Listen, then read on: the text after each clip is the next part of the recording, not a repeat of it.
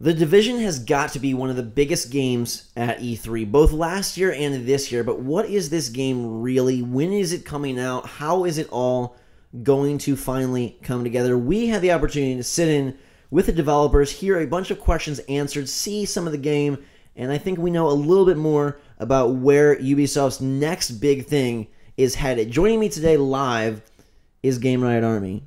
Hello, hello. So basically, we got to see a little bit of gameplay outside of what we've seen, like from trailers and stuff.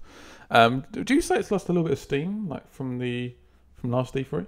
I think there's always dangers with these hype cycles. You know, you show a game one year, show another trailer the next year. The game comes out 3 years later. It's like, what can you do to keep that train going? And it's hard when the game doesn't feel like it's fully established. You know, if you have the plot, if you've got exactly what you can roll out, like here's our single player, here's our multiplayer. With Division, it seemed like last year it was more like a proof of concept, and now they're just putting together the pieces to make this a full real game.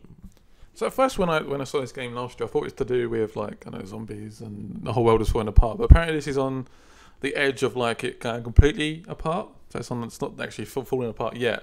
But it seems like a lot of it's to do with human activity. So human factions or clans are attacking each other, and I guess we're like the good guys. I'm not really sure how that works, but it's not really clear like who the bad guys are. It's very, very unclear, and I don't know. There's not really any story to the game, is there?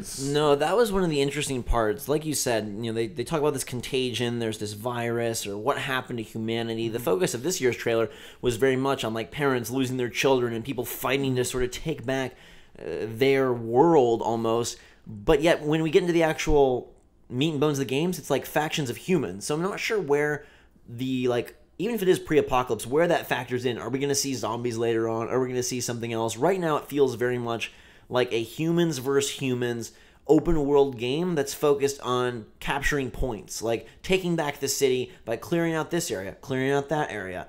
And last year, it seemed like the focus was entirely on PvP, like your clan, and there would be this other clan on the other side of the city. This year, the sense that I got, especially from the developer Q&A and the game, is that no, it's more of a, there is PvP, but they haven't figured that fully out. So they're talking more about players versus these other factions within the world. I almost feel like this game, I'm not sure about the multiplayer aspect of this game yet. I'm not sure how it's going to work. I don't think they're even sure how it's going to work. Yeah, I feel we understand co-op. We understand that that's there. Yeah, okay, fair enough. But the PvP is supposed to be integrated into like the main campaign in some way. I thought this game would work as a single player game with a squad, with like a really, really like crazily in-depth story, almost like a sort of Last of Us, I guess. It kind of feels like a shooter-focused Last of Us. Like the sense I got from the city, the way that they're establishing their version of the apocalypse, or the pre-apocalypse as they called it, it feels Last of Us because things are still intact. There's still buildings. There's these, you know, groups of humans kind of scavenging about, but they clearly established that the story is not going to be the focus of this game. And that disappoints me because I feel like this game would work like just a truly sort of, I keep comparing it to The Last of Us, but having like a really sort of, perhaps he's trying to save his daughter or something, and he's got like perhaps some mates or something that are just helping him out, and the city's completely falling apart, and it's so risky to even enter this city or something. Perhaps something along those lines, but it feels like the story might be empty, and I'm not sure there's going to be much like focus on trying to progress forward. They try to focus on the fact that you open up areas of this world and you can like make them safer. With like make certain safe havens almost. Right, like boost morale of areas, you secure areas. It was very map centric. It sounded like your objectives were not to protect this person or to get back to your wife or whatever, but it was more to let's take back this city. And I think that can work if the gameplay is nailed down. They spoke very highly on wanting it to be customizable, on wanting it to be very open-ended in terms of your character. You are not given a class. You are not given a set loadout. You are encouraged to explore and expand at your own free will. It's still interesting to hear them talk and to know, like, okay, what is really in this game versus what is just, you know, a bunch of concepts and ideas. And to touch back on the story briefly, they basically said the story is going to be told through these echoes, which are weird orange looking images of the past. So they showed one by a train station. You saw this in the trailer, where you see a glimpse of the people who were trying to catch the last train out, and they claim that they're going to be telling their story through these, this imagery. It doesn't even sound like there's going to be many like cutscene pieces, really.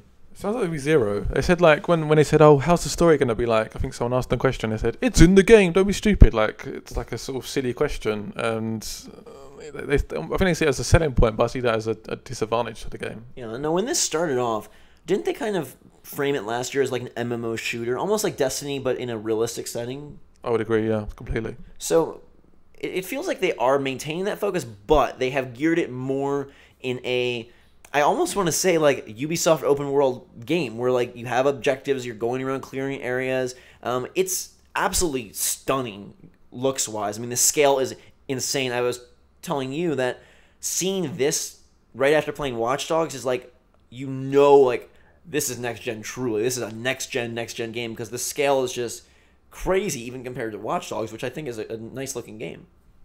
Yeah, I think this will be one of the sort of first like real next gen games, and I think it looks amazing. Stuff like I was talking about this earlier, the sort of animations in it, like when you go against the cart and the doors are open a little bit, he'll like shut it, and just stuff like that really sort of immerses me within the game.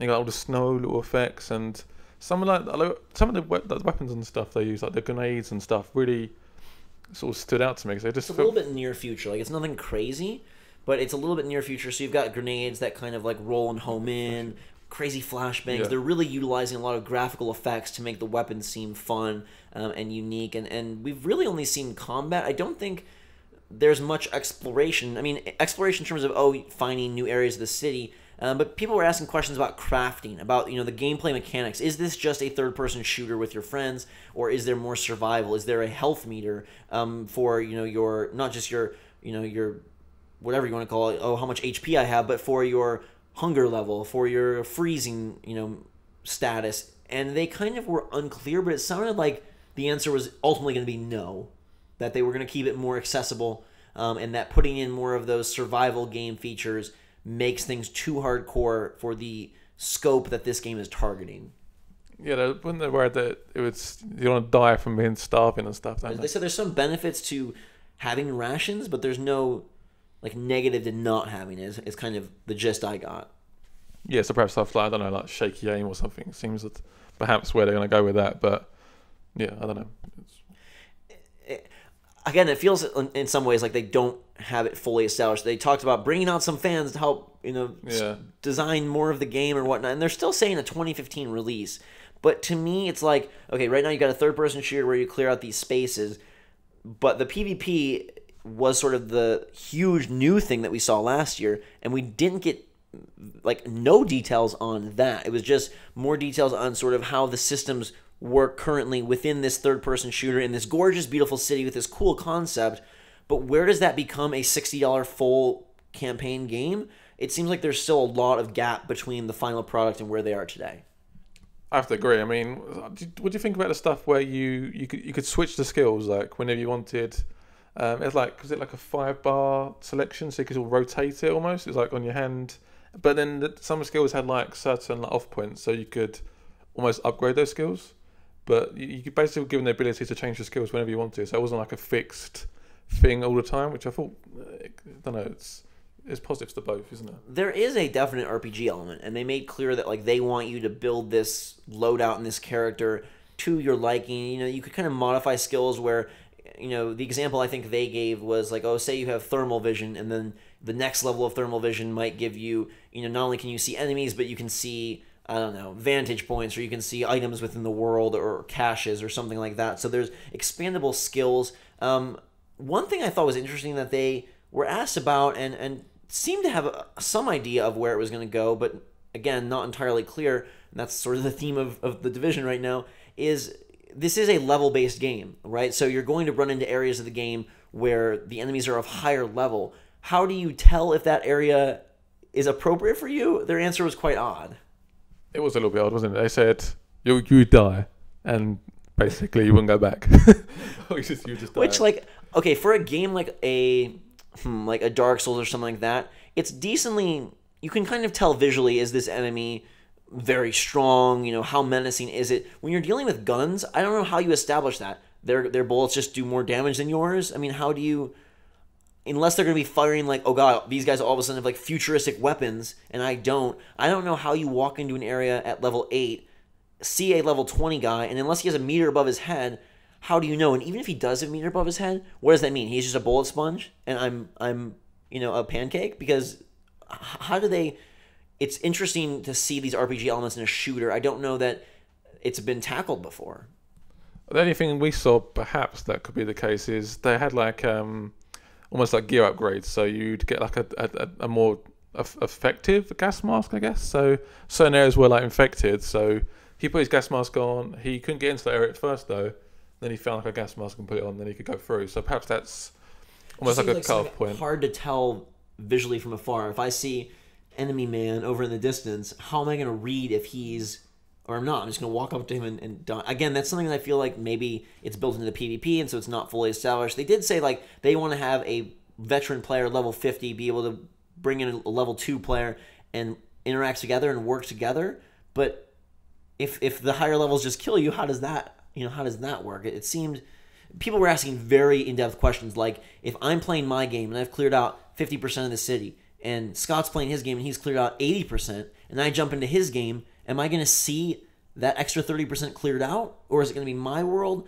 They hinted that they were going to have multiple iterations, so what I would see would be different than what you would see, but that seems daunting to put onto a game. Well, I mean, how much would it take to add some of those weird, vibey light effect things? I mean, whatever they're called, little flash effect thing. What are they called again? For what is this for? The story, Joe, when he's come to train. Echoes, yeah. The echoes. I mean, it wouldn't take that much to put some more of those in. I mean, it's not like adding like a new cutscene in or something, is it? Yeah.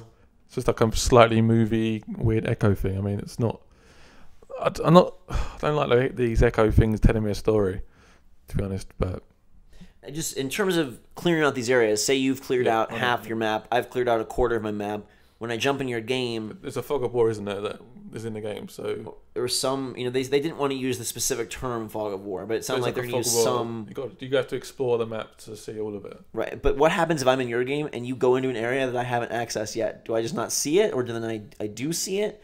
Maybe it's one of those instances where if I'm in your game, we work on your world. If you're in my game, that's what I got the impression of. Yeah, but then the question there is, if I gain XP with you, and I go from level 5 to 10 in your game, now do I come back in my game and just I'm God among men?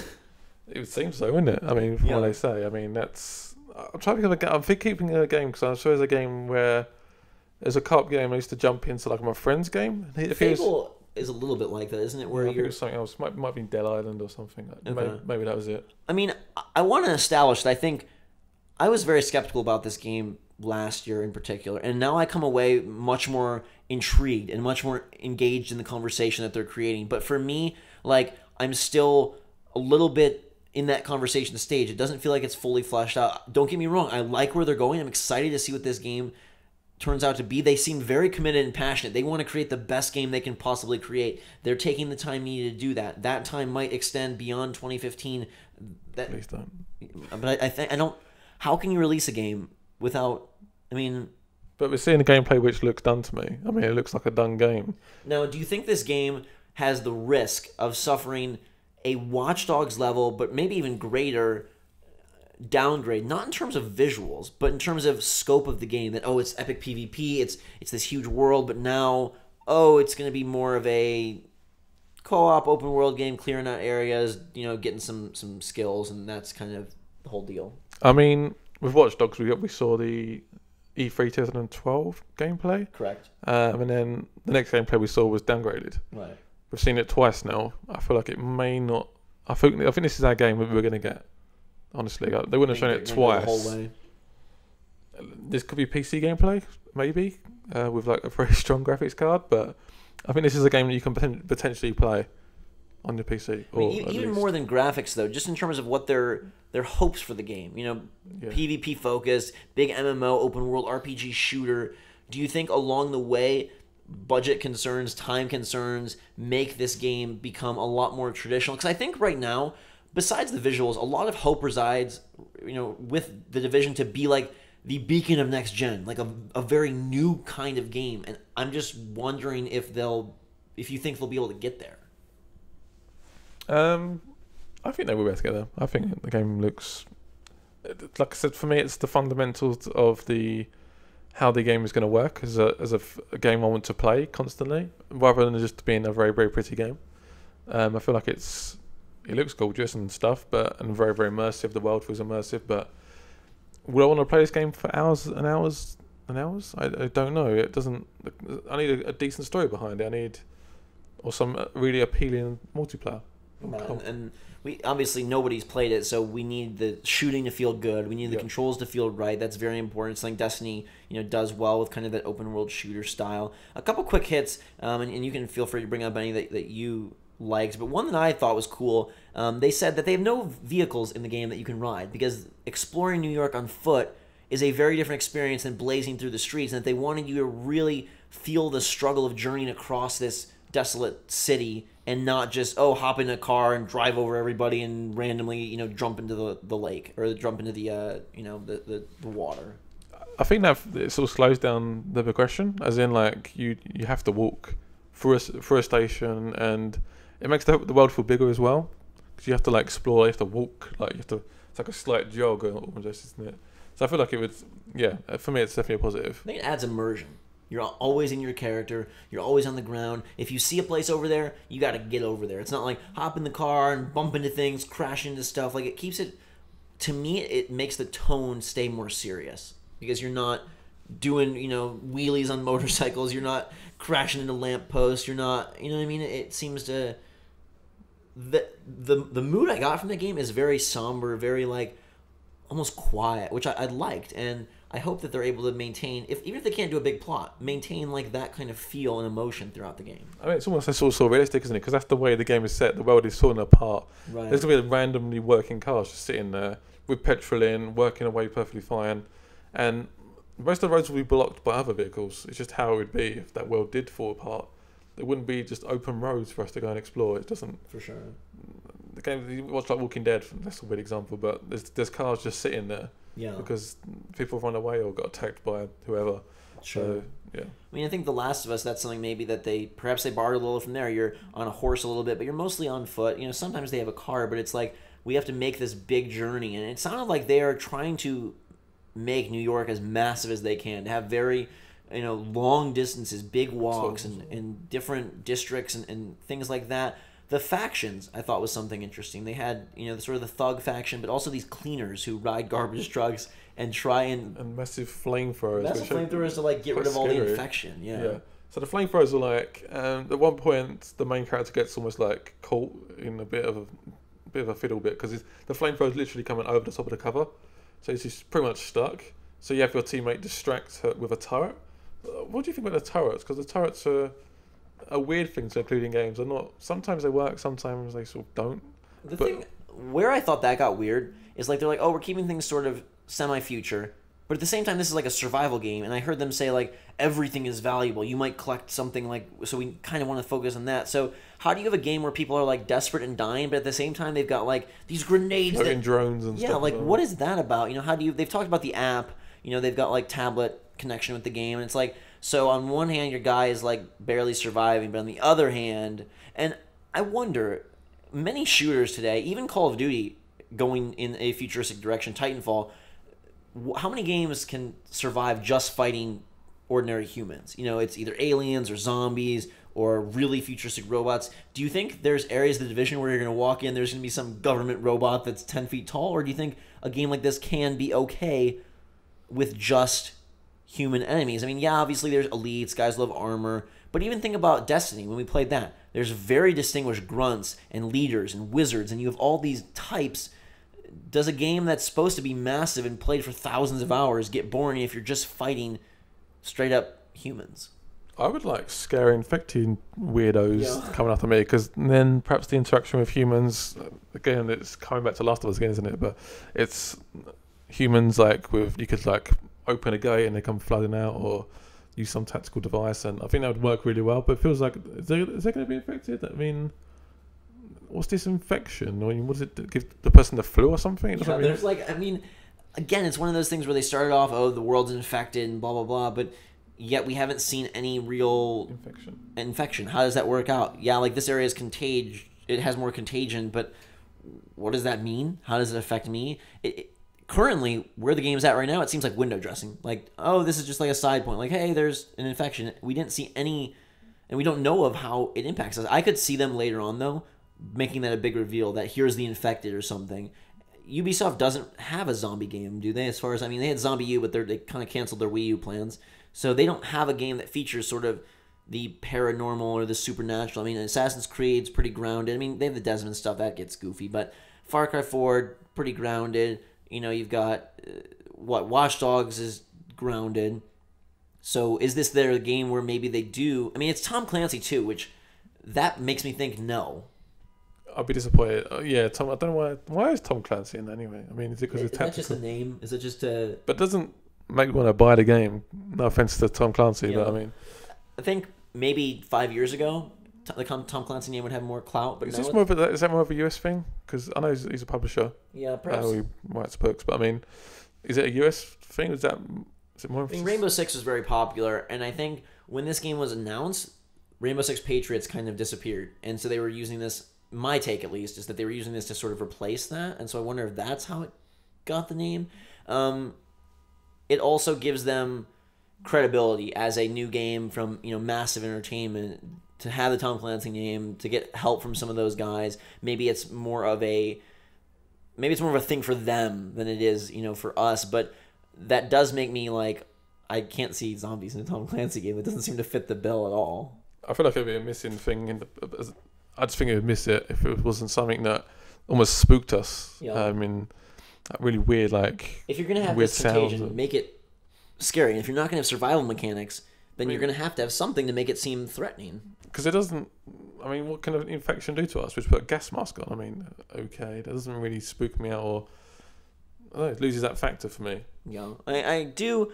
Again, like, they talk a big game, they talk a good game. It sounds like they are headed in the right direction. I think that where we were last year was probably, I'm just going to make this up, 10% of what the game was. And then this year, I'd say we're at about 30%. But it seems like there's still a lot to go. I think that you've been almost pushing that. We haven't seen much more, have we? I mean, in terms of, we've just seen a little bit more gameplay. Yeah, so I think, well, I just have a better sense of what they're going for now, whereas it has changed. Last year, it was players versus players everywhere, people in, drones, people on here, you're going to fight them everywhere in the city. They kind of pulled back on that a little and maybe made the game a little more real, grounded, like, hey, this is what we can actually do. They obviously have to unveil PvP. They obviously have to unveil a ton of stuff, but I feel like we're still in a waiting game. I'm very excited for the Division. I think both of us are, as you can see by we're talking lots of details because we want to know, but I think we're going to have to wait till E3 of next year to really get any sense of what's going on.